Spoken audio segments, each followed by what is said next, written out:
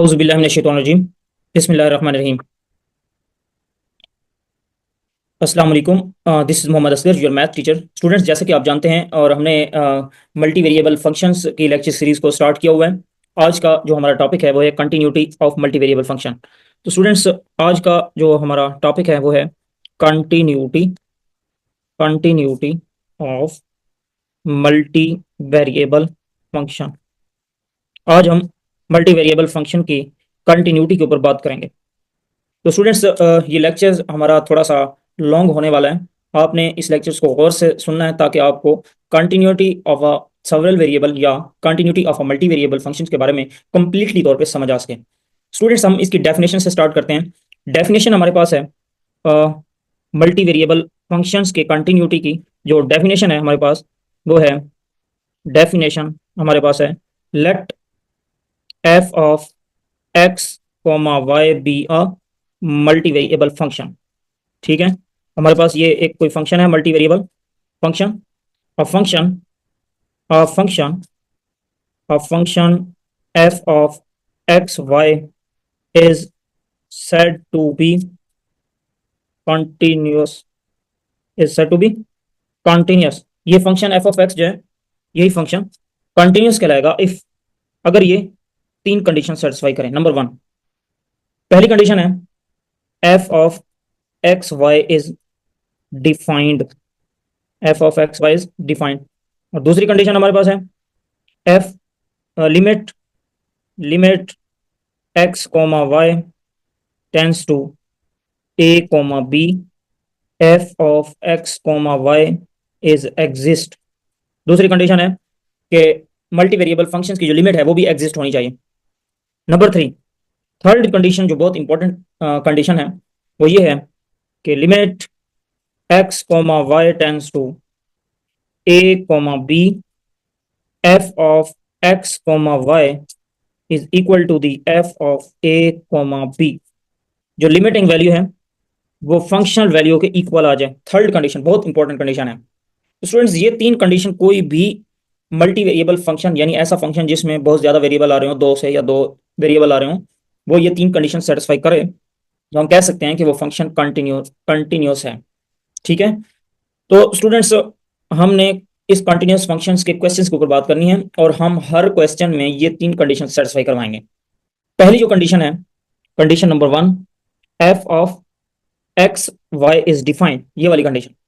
तो स्टूडेंट्स, मैंने आपको स्टार्ट में, जब हमने स्टार्ट में इसका फर्स्ट सेकंड लेक्चर स्टार्ट किया था, तब भी मैंने कहा था कि जब जो मल्टी वेरिएबल फंक्शंस होते हैं, इन फंक्शंस की डोमेन और रेंज हमें गिवन होती है। हमें डोमेन गिवन होती है कि इस डोमेन पे फंक्शन डिफाइन है। तो अगर हमारा जो फंक्शन गिवन होगा मल्टी वेरिएबल फंक्शन, तो वो उसकी कोई ना कोई डोमेन होगी और उस डोमेन पे फंक्शन डिफाइंड होगा। पहली कंडीशन वैसे ही सेटिस्फाई हो जाएगी। दूसरी कंडीशन में उसकी कोई ना कोई लिमिटिंग वैल्यू भी होगी। हमने हर क्वेश्चन में, जो हम क्वेश्चन अब करेंगे, हमने ये वाली जो कंडीशन है, यही कंडीशन अप्लाई करवानी है।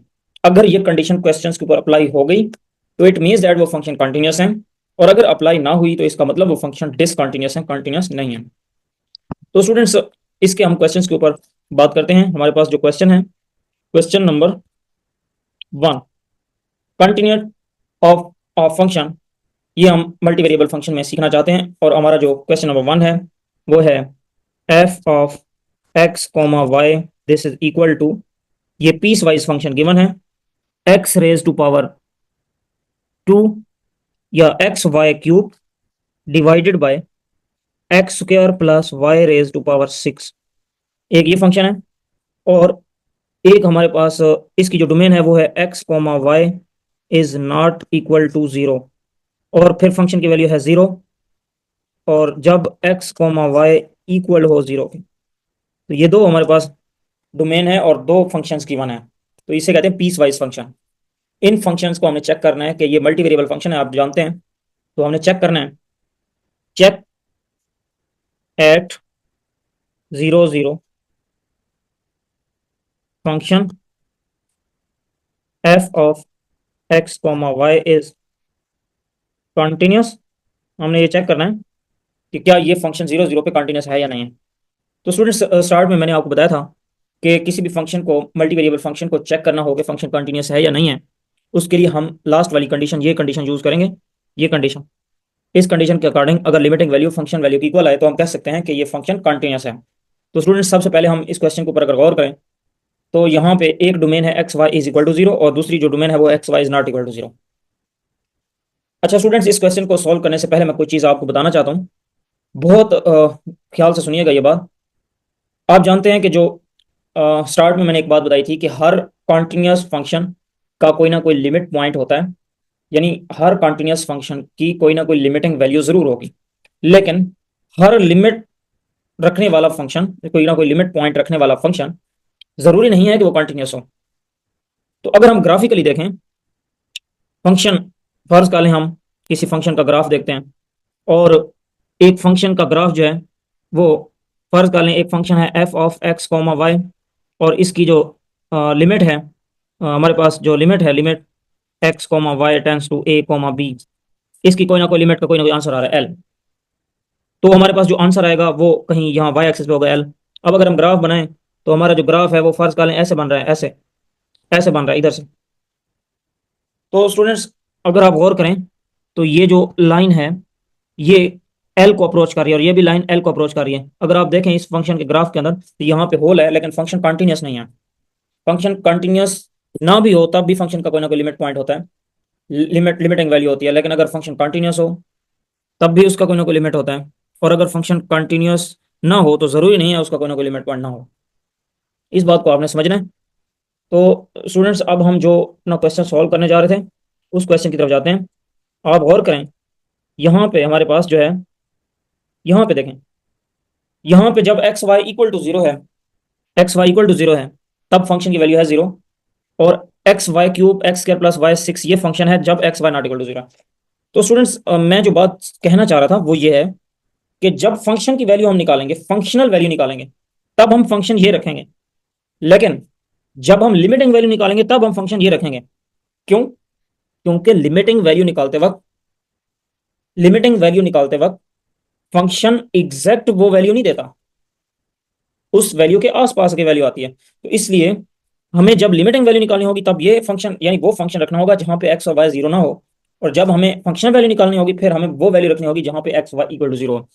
तो अगर हम सबसे पहले फंक्शनल वैल्यू निकालें तो फंक्शनल वैल्यू हमारे पास आएगी, इसको सॉल्व हम कर लेते हैं, इसको सॉल्व करते हैं। तो सोल्यूशन देखें, एफ ऑफ जीरो जीरो ये हमारी फंक्शनल वैल्यू है क्योंकि हमने चेक करना है ना जीरो जीरो पे। तो F of zero zero is equal to, इसका आंसर आएगा जीरो, क्योंकि फंक्शन जीरो जीरो पे फंक्शन की वैल्यू है जीरो। अब हम स्टूडेंट्स चेक करते हैं कि इसकी लिमिटिंग वैल्यू क्या है। तो now limit x y approaches to zero comma zero. और अब मैंने कहा था फंक्शन कौन सा रखना है, अभी बताया था, ये फंक्शन है x Y cube divided by x square plus Y six, x Y cube divided by x square plus Y raise to power six. पिछले जितने भी लेक्चर्स किए हैं ना उसमें हम इस तरह के फंक्शंस की लिमिट फाइंड आउट की थी। अगर आपने वो वीडियो नहीं देखी तो काइंडली मैं आपको ये कहूँगा कि आप पहले वो वीडियो ज़रूर देखें। उस वीडियोस का मैं यहाँ पे जो है लिंक जो है शेयर कर दूंगा। तो आप उस वीडियो को पहले ज़रूर देखें, तब हम इसको आसानी से सॉल्व कर सकते हैं। तो यहाँ पे हम सॉल्व करते हैं, हम लिमिटिंग वैल्यू लिमिट फाइंड करने के लिए हम यहाँ पे मेथड यूज करेंगे y is equal to k x वाला। y is equal to k x हम पुट करेंगे इस फंक्शन में क्योंकि ये इक्वेशन इस लिमिट को भी सेटिस्फाई कर रही है। तो हमारा जो क्वेश्चन बनेगा वो बन जाएगा limit x tends to zero, और x वैसे का वैसे आ जाएगा, y की जगह के एक्स पुट करेंगे तो K x raise to power बन जाएगा three divided by x square plus Y raise to power six है तो K X whole raise to power six आ जाएगा। मजीद इसको करेंगे सॉल्व तो ये बन जाएगा limit x tends to zero, X K raise to power three और X raise to power three divided by x square plus K raise to power six और X raise to power six. तो students मजीद हम इसको करेंगे solve, ये बन जाएगा limit x tends to zero और एक्स रेज टू पावर ये थ्री और ये X raise to power one, तो ये हो जाएगा X raise to power four K raise to power three divided by x square plus K raise to power six X raise to power six.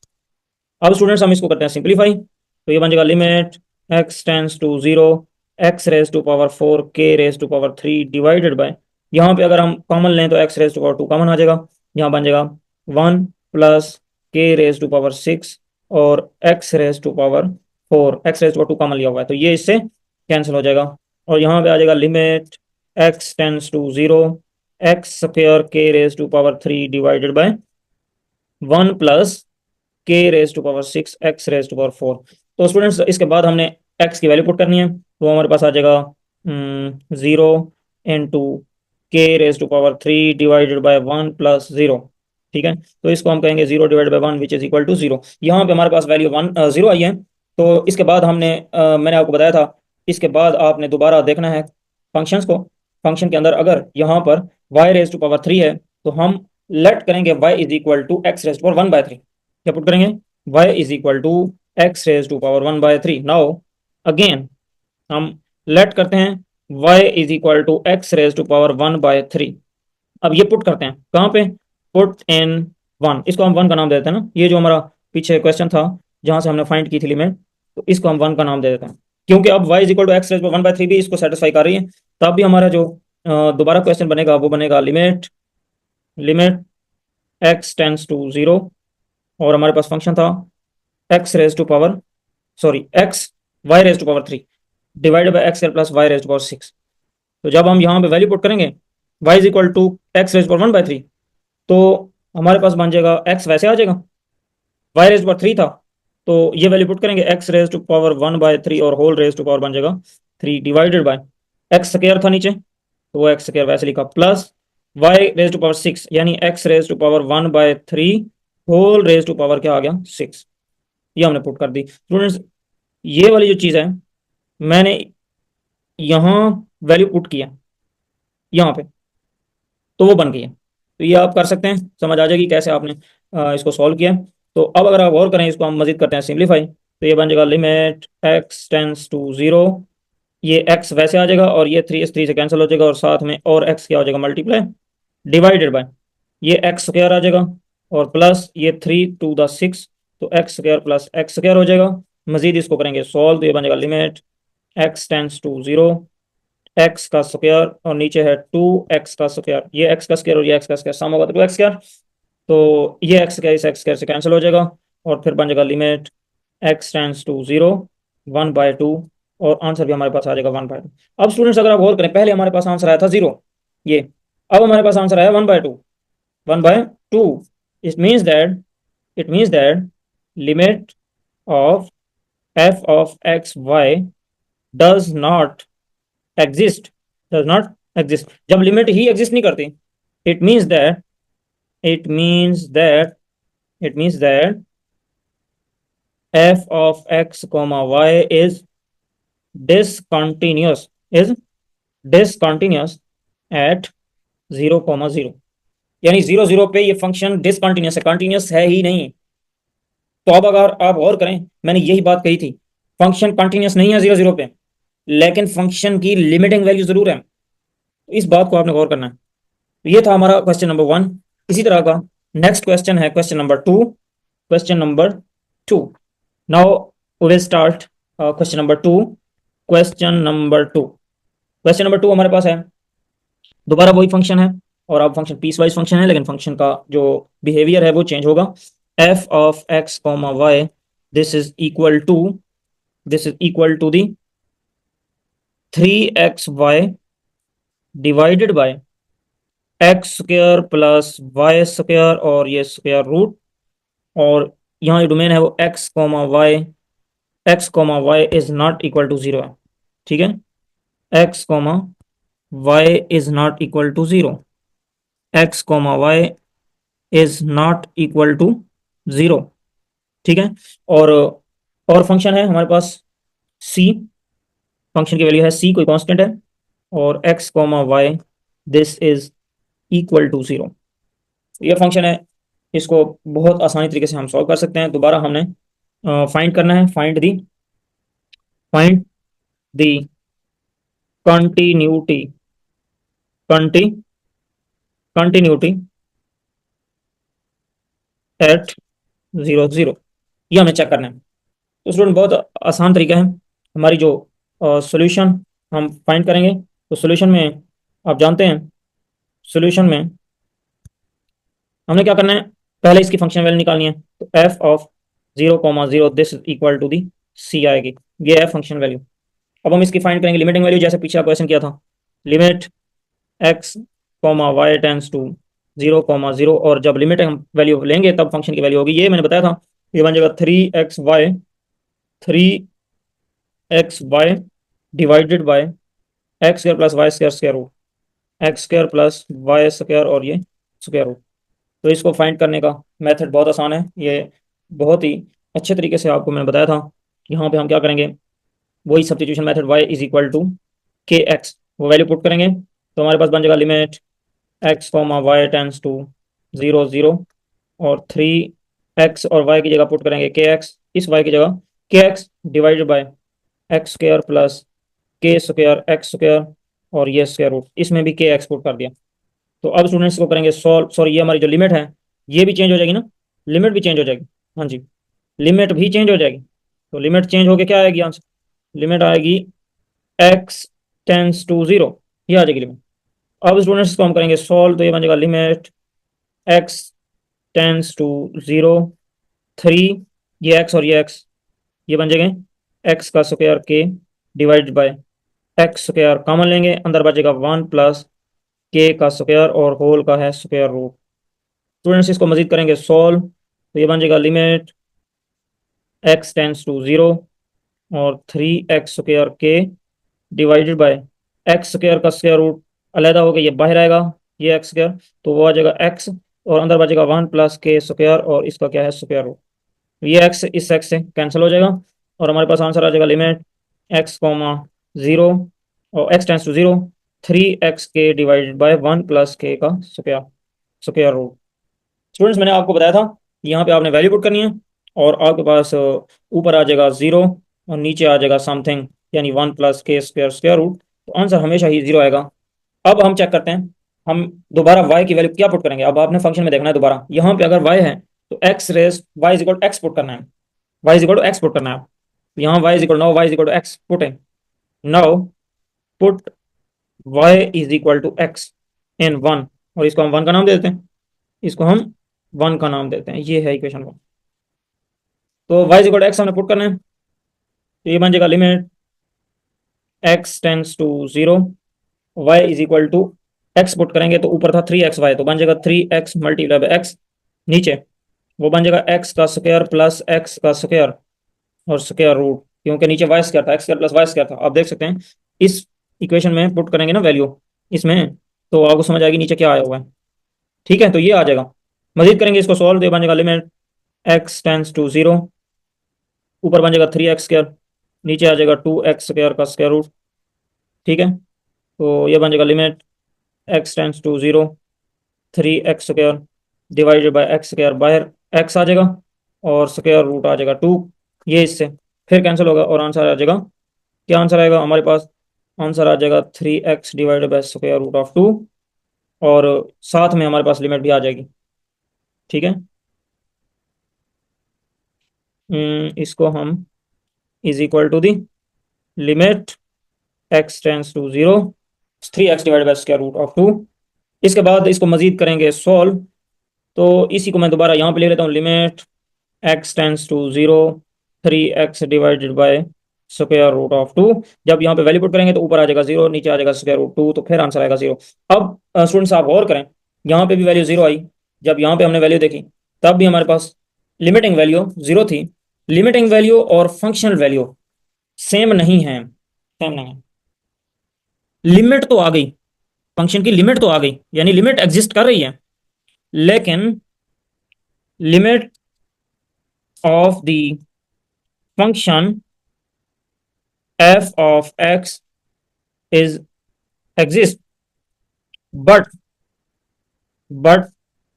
limit x comma y tends to 0 comma 0, f of x comma y is not equal to f of 0 comma 0।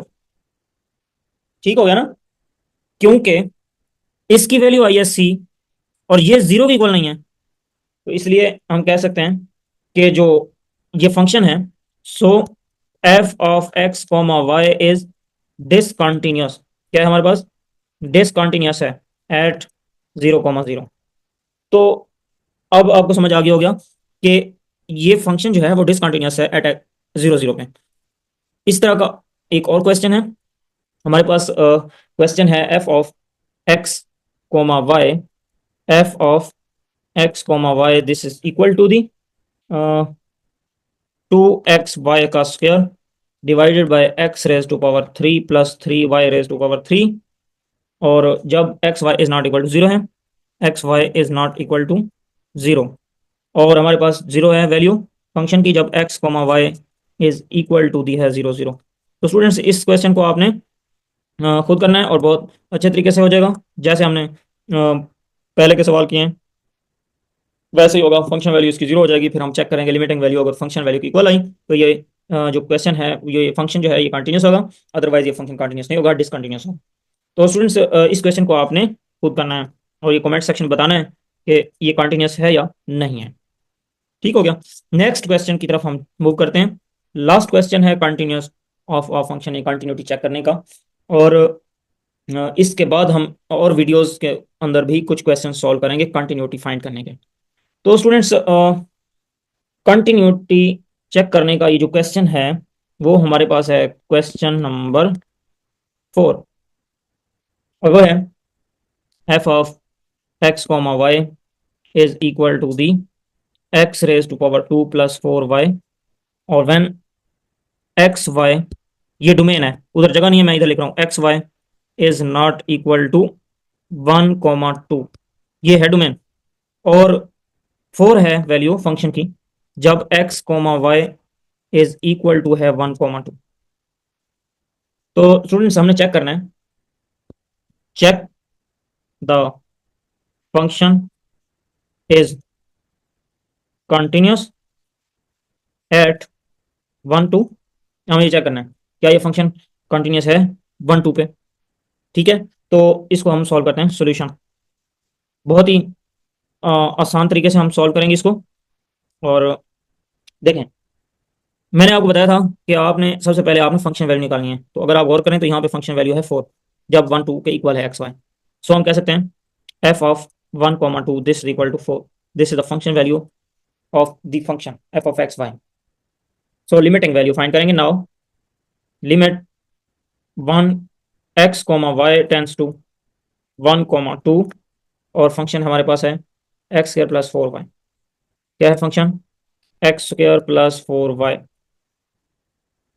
तो students मैंने आपको बताया था इस तरह के function जो जिनके डोमिनेटर में कोई वैल्यू ना हो तो हम जस्ट डायरेक्ट वैल्यू पुट करें तो उसका कोई ना कोई आंसर जरूर आएगा। तो हम इसके अंदर डायरेक्ट वैल्यू पुट कर देते हैं। एक्स की वैल्यू है 1, तो यह आ जाएगा 1 का square plus 4 into y tends का 2 को तो 2, तो यह आ जाएगा 1 plus 8 this is equal to 9 which is not equal to 4।